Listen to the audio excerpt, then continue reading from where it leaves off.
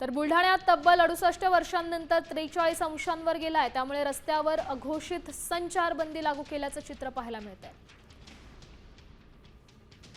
थेट बुलढाण्यातून माहिती देतात आमचे प्रतिनिधी संजय जाधव। पाहूया।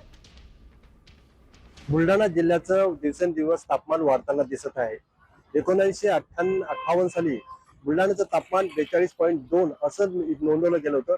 मात्र इतिहासात पहिल्यांदाच याचा उच्चांक पूर्ण गाठला असून आता 43 अंश पर्यंत बुलढाणा जिल्ह्याचं हे तापमान गेलेलं आपण पाहू शकतो की आता या बुलढाण्याच्या तापमानामध्ये मोठी वाढ झालेली आहे। त्यामुळे नागरिक हैराण झालेले आहे।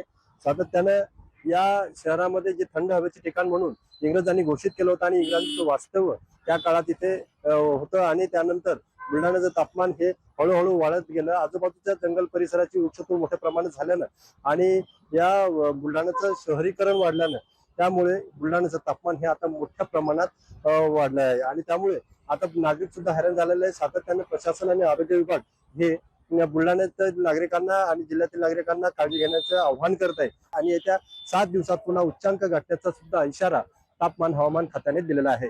कॅमेरामॅन सुनील मोरे, संजय जाधव, साम टीव्ही, बुलढाणा।